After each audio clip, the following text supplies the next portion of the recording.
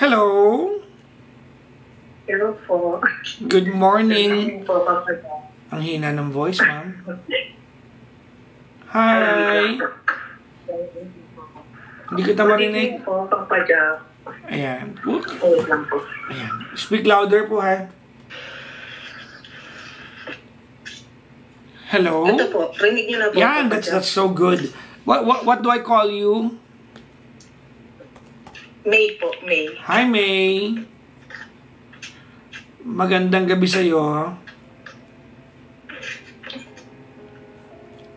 Hello po.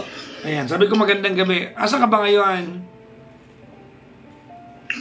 Andito po ako sa Saan? abroad po. Sa Ano? Croatia po. Croatia. Croatia, Opo. truly Asia. Charot, charot lang. Malaysia pala yan. Sorry. Pangit joke. Ilang taon ka na, May? I'm 36 years old po. Kailan ka pa naandyan? Bali, last year lang po. Last May. Bali, 1 year and a half na po ako dito. Yan ang unang abroad mo? Opo. Okay. First time po. First time. Okay. Opo. Ano work mo dyan? Sa factory po. Mga tinapay. Factory ng... Tinapay po. Opo. Parang commissary. Opo, ganon, komisari. Ano ang ano? Anong shelf life ng pagkain niya? Ang tinapay niya? Ano po, mga local bread po siya eh. Mga tawag dito, mga pastry, mga cakes po, ganon. May sourdough kayo? Meron po. May itlog ba yun? Dito sa Papa Jack, wala pong ng itlog yung sourdough nila, walang ingredients. Hindi, tama kasi yun ang gusto ko sourdough. Vegan kasi ako, so bawal sa akin. Po. Padalang kita dyan, Papa Jack. Kaso ba ang pa dumating eh. Para mo akong Ay, pagbalik ko na lang. para mo akong pinlastic doon, ha?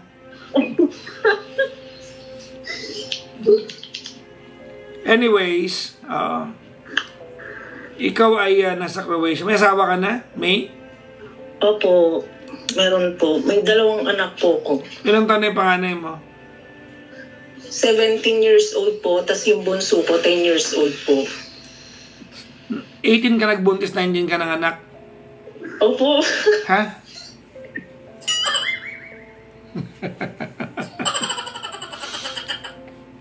Well, okay naman yun kasi yung generation niya magkakalapit. Mahirap lang talaga, no? Di ba? Napuputol. Hello? Hello po. Papa Jack, sorry, nag-update po kasi yung messenger. Pusang galang update sa kalagitnaan ng call? Hindi ko nga po lang dito. Biglang naputol po. Sorry po, sorry. Hindi ko nga rin po alam, biglang naglag eh. Nag-update sa kalagitnaan ng call? Pusang gala talaga. Sorry po. Ay, nako. Sorry na. Paano pala kung emergency yan? Wala. Bigla po siyang eh. Oh my God. Anong telepono yan? Gitna ng call? Ng pusang gala yan. Then, promise ko, Papa Jack, nag-update po talaga siya. Bigla na ganito. Sa bagay, pusang gala, buti pa yung telepono mo, nag-a-update yung jowa mo, hindi, no? Oo nga po. Totoo po. Anyway, so you're back. Okay, sige na, sige na. Sabi, napaka-inconsiderate naman. O, tama. Napaka-inconsiderate ng update na yan. Okay, sige. So, Sorry po. yung anak mo, 19 ka nag-umpisa maging nanay. Yung bunso mo, ilang taon? 14? Hindi po, bali 10 years old. 10. So, Okay. 17 tsaka 10, tama? Opo. Anong work mo sa Pilipinas bago ka nagpunta dyan? Bali sa ano po ako, sa tawag dito, mga sale po ng mga cellphone. Sino nakaisip pumunta dyan? Ako po. Okay. Bali, gusto ko lang din, maiba lang yung takbo ng buhay ko. Ba't di nagpunta ng Bulacan? Pwede rin naman. Yan sa Croatia ka nagpunta. Para para maramdaman, iba lang experience. Ganun. Okay, sige. Anyways. Okay, sige. Ano mapaglilingkod ko sa'yo? Ano po, bali mangingi lang po sana ako ng advice, Papa Jack. Kasi po, yung asawa ko po, bali nahuli ko po siya last month na tawag dito na may babae po siya. Paano mo nahuli? Ano po, bali po kasi parang nakakapanaginip po ako ng Papa Jack. Sa lahat ng pwede yung panaginipan, alam mo, sa lahat ng pwede yung panaginipan, sana number ng loto yung napanaginipan mo. Yun nga po yung tinanong ko kay Lord Bakit ganun po? Bali 3 beses ko po siya napanaginipan noon na may babae po na laging ganun, consistent po. Okay. Pero binalang bahala ko lang po yun. And then one time po, yung last na panaginip ko is ahas na po. Okay. Tapos, doon na ako si Suma, dinala ko ni Suma, Papa Jack.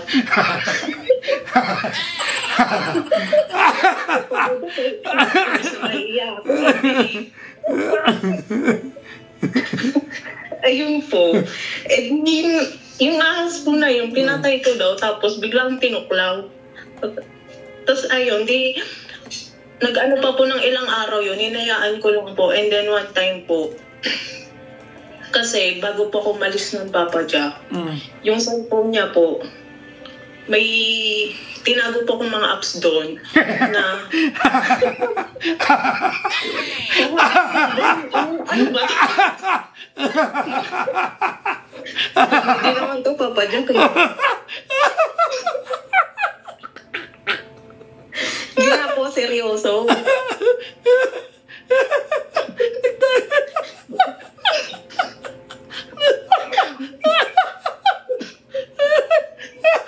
Papa Jack. Bali, yung mga tumatawag po sa kanya, nire-record ko po yun. Tsaka yung mga magpitak sa kanya. Wala kasi Papa Jack. Galing mo. Opo, Papa Jack. Ako po, may history po talaga yun . So? Kaya ganun po ginawa ko. So, ibig sabihin, walang kinalaman dito yung yung panaginip mo. Kasi may ebidensya ka. Pero parang naghintay na lang din po. Okay, tapos? Binigay ni Lord. Opo. Tapos? Yun po. Napansin ko po na Nakasan mo? Exciting part na to. Napansin ko po na na pag tuwing nag-aaway po kami, dati naman po kasi hindi siya ganun, na hinahayaan niya na lang po ako. And then one time po, nakita ko po siya sa sa CCTV. Nag-text po. Papa Jack, nag-text po siya. Ewan ko po yung Facebook account niya. Walang kawala yun. Walang kawala. Grabe po ako maging detective.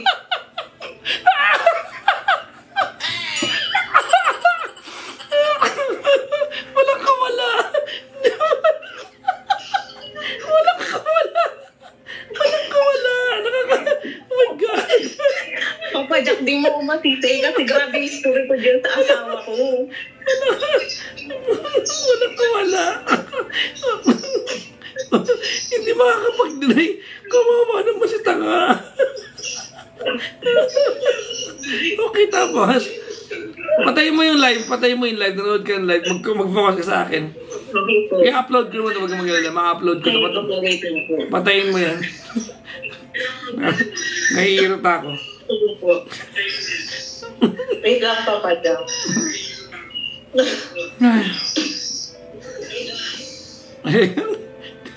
Okay na po. Wala. Kawawa naman. Yun po. Kawawa naman si tanga, walang kawala. Okay. Opo. Tapos, iyon na nga po, di ba, Papa Jack? Tinignan ko sa CCTV, hawak ko po yung account niya. May ka-text po siya, pero wala naman pong nag-ano sa messenger niya. Nag-a-appear na may ka-chat po siya. So, it means may ka-text siya doon. Yung text lang yung hindi mo kayang makita. Opo, kasi hindi ko po yun di ba, kasi dyan po yun. Kasi kumbaga end-to-end encryption yan dito eh. Opo. Tas yun, ang ginawa ko po, yung anak ko pong panganay, pinakalkal ko po sa kanya. Tapos nung nakalkal niya po, andun na po lahat lumabas na meron nga po siyang inaano na babae. Ang po nun, kaklase po nung anak ko na bunso. Nanay nung kaklase nung anak kong nabunso. Okay. Tapos, ano pinag-uusapan nila? Parang lumalim na po, tsaka may nangyari na po sa kanila eh. Paano mo nalaman yung part na yun?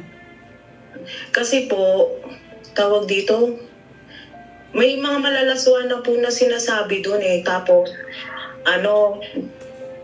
Tapos, kasaburado na yung message niya, pero yung babae, nababasa ko yung mga sinasabi niya.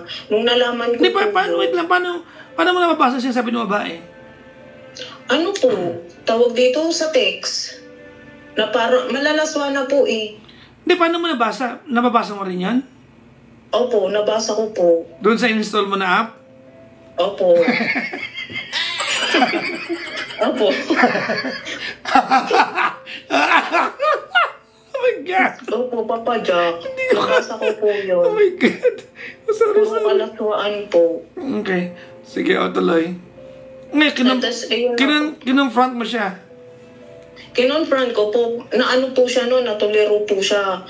Tapos narinig ko po yung mga usapan nila, di ba nga po nakarecord yung mga usapan nila. Tapos parang may doon yung babae na yung babae po kasi, yung yung kalibin niya po, nasa abroad din. Tapos parang tinatanong ng asawa ko, parang, paano yan? Okay na kayo nung asawa mo, di bali wala na ako, ganto ganyan. Tapos, ba't di ba kayo okay? Po kasi, Papa Jack, pag di po kami okay, sa akin po, imbis na makapagsalita ako ng di maganda, binablock ko na lang po siya. Ganun po. Minsan umaabot po siya ng 1 week, ganun po. Ganun po ang ko. Tapos di yun na nga po, ganun na po yung nangyari, nabuko ko na po siya.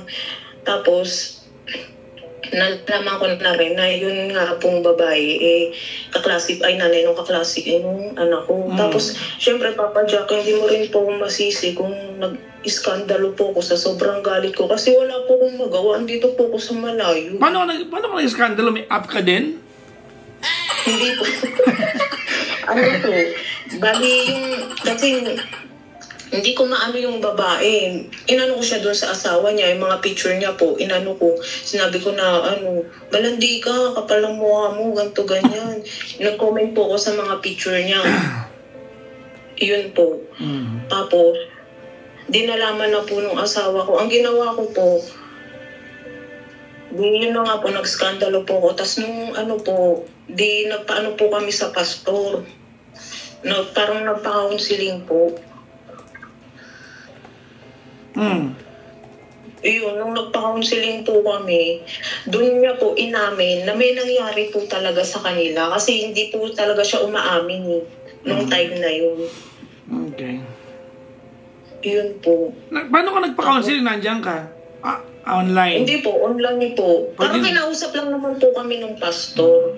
Tsaka gusto ko lang din po kasi manggaling sa kanya na kung meron po ba talagang nangyari. Kasi dinideny niya po ng una na wala. nawala po. Hindi niya masagot. Pero sa ano ko, alam kong meron. Kasi doon lang po sa mga text, mga usapan nila malalaswa. Pero gusto ko po talaga na malaman na sa kanya mismo. Siguro naman di kayo mag-uusap ng malaswa kung wala nangyayari sa inyo, di ba? Kasi awkward. Yun na po, di ba? Awkward yun, di ba? Awkward yun, no? Awkward. Yun nga po. Tapos yun na umamin na po siya. Tapos, yun lang, masakit lang po, Papa Jack. Tapos ngayon po, tinatakot po ko nung kabit niya na idedemanda niya daw po ko ng cyber libel kasi po iniskandalo ko daw po siya, ganto ganyan. Takot ka ba? 50-50. Ba't mo ako tinawagan? Gusto ko lang po manghingi ng advice kasi hanggang ngayon po nag-uusap pa rin po kami ng asawa ko. Although dapat hindi na po dapat eh. Bakit hiwalay na ba kayo? Hindi pa naman po. Okay. Question. Kung ikaw masusunod, anong gusto mong puntahan nitong kwento mo? Magbalikan kayo? Mahal ko pa po kasi siya, Papa. Hindi mo kasi nasagot. You are not answering my question. Kung ikaw masusunod, do you want this to be fixed? Para malinaw tayo. Opo. Okay. Number 2 question. Do you have it in you to forgive him? Even if it takes a long time. Do you have it in you? Opo, Papa Jack. Question number 3. Is he willing to earn back yung na-squander niya na tiwalang winala niya? Feeling ko naman po. Pero hindi ko po kasi kasi nasa malayo po ako eh. No, mararamdaman mo yan. Opo, ko naman po. Natanong mo ba sa kanya kung bakit niya nagawa ito sa'yo? Opo, sinabi niya po na yun na po yung dahilan niya. Yung binablock niya po, binablock ko po siya. Kasi toxic. Ganito okay, wait lang. Opo. May ganito needless to say, alam mong toxic ka. Opo. Tama, di ba? Opo. I'm not saying na tamang lokohin ka ng mister mo kasi toxic ka. That's not what I'm saying. Pero you have this stupid belief na pag nag-away kayo, i-block mo siya. Pwede naman wag mag-usap pero i-block mo siya. Opo. Hindi yun hindi yun excuse para lokohin ka niya. Never. It will never be an excuse. But then again, my point is, kung mag-aayos kayong dalawa, may mga bagay kayong i-adjust. At kasama yon. Tama? Opo, Papa Jack. Kasama yon. Dapat hindi mo siya ibablock. Gets mo? Opo. I mean, you know what lack of communication can do to a relationship. We can only talk about your part kasi ikaw lang ang kausap mo, hindi naman siya. So ikaw lang yung pwede kong payuhan, hindi siya. Gets mo? Opo. Ngayon, kung willing ka namang ayusin to sa asawa mo, di ayusin yung dalawa. Diba? Opo. Ba't mo ako tinawagan? Anong tanong mo sa akin? Yun nga po, kasi tawag dito, parang iniisip ko po kasi, paano pagka kunyari, pag uwi ko po, may kaso na po. Well, ganito yan, yung kaso na yon, whether they file it or not, done deal na yon. Hindi mo na problema yon. You can only react. Pwede ka lang mag-react kung ipapilan ka nila. Now, from your end, may ebidensya ka ba na niloko ka nila? Opo, meron naman po. O di magkaso ka din. Kasal ba kayo? Opo, kasal po kami. Di magkaso ka rin. Ba't natakot ka? Alam mo, matapang ka. At saka po, tawag dito. Alam niya naman po na last chance niya na po to. Tapos ginawa niya. Tigilan mo yan. Walang ganyan-ganyan. Opo. Last chance. Tsura mo. Hindi mo nga natupad yan eh. Tigilan mo ako. Opo, Papa Jack, kasi kahit na nagawa niya po, kinakausap ko pa rin po hanggang ngayon. Well, alam mo ganito, ano? Your husband cheated on you. Tama? Opo. Okay. Ang katotohanan is, napatawad mo na siya. Hindi mo lang alam kung paano siya pakisamahan. Opo. Kasi may galit sa puso mo. Magkaiba yun eh. Yung forgiveness, hindi yun laging parehas ng pagpapatawad. Minsan, napatawad mo na yung tao pero galit ka pa. Tama? Opo. Baka ganun nga po. At ang susi nun is, paano ba yung taong yun humihingi ng tawad sa atin? Number 2, naniniwala ba tayo na yung paghingi niya ng tawad ay galing sa puso? Number 3, yung taong humingi ba ng tawad, alam niya kung gaano kasakit yung nagawa sa atin? Kasi pag yung taong humingi ng tawad sa atin, hindi niya alam kung gaano kasakit yung nagawa niyang kasalanan, hindi niya magagawa na maayos yung paghingi ng tawad. Kasi, he will always take for granted yung hirap magpatawad after maloko. Gets mo? Opo, Papa Jack. You want an advice from me?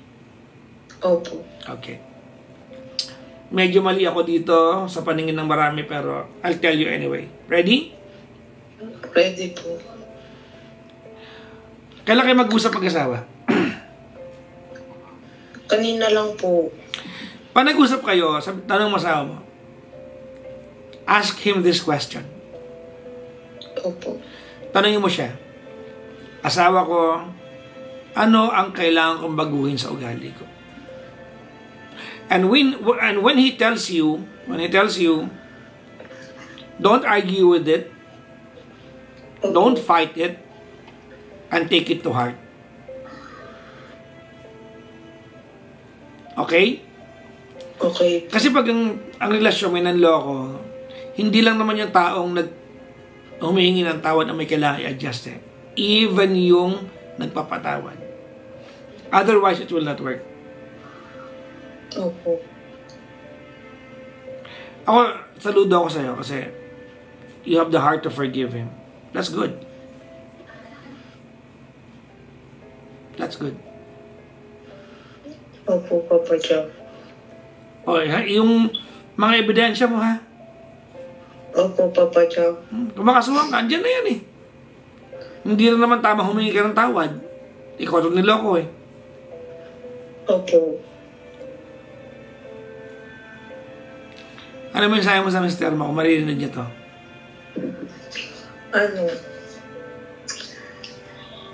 Alam mo naman na mahal kita. Kaya lang nasasaktan pa rin ako na pag naalala. Kasi recent lang po ito, Papa Jack, nalaman ko lang po ito nung September po eh. Kailan lang nga oh. Opo. Kaya pag nag-uusap po kami, hindi ko po maiwasan na i-bring out po. Tapos nag-aano po kami. Nauwi sa bangayan. Ganun po. Ano mensahe mo sa kanya? Sana magbago ka na talaga kung totoo yung yung sinasabi mo. Na kasi gusto kong, ito Papa Jack, sabihin ko na gusto kong magbalikan kami, hindi para sa mga anak ko, kundi para sa amin dalawa. Good! That's good. That's very good. That's very good. Opo. Hindi, kasi syempre, kasi mahal mo. na din po namin eh. Hindi yun, kasi mahal mo. Opo, tsaka mahal po talaga siya kahit ganun po yung nangyari. Okay. Yun nga lang po, masakit pa rin po sa akin. Of course, it will take time. Opo. It will not be overnight, promise. Kaya nga po nilagyan ko ng mga patibong yung cellphone niya kahit kasi tinetest ko din po kung pangawakan niya po yung usapan namin, kaso ganun po. Well, ganun po yung nangyari. May wish ako para sa'yo. Opo. Sana dumating ka sa point na hindi mo na kailangan ng app na yan to trust your husband. Alam mo, Thank you. May, Opo. ang sarap sa pakiramdam magtiwala. Walang kapalit yung peace of mind. Opo. Oh. To trust, Yun po yung... to trust is to give your soul to a person. You hand over your heart to a person with full confidence that they're not going to do anything to harm it. That's to trust. To trust is to hand over your soul and your heart to a person and have the confidence they will not do anything to harm it.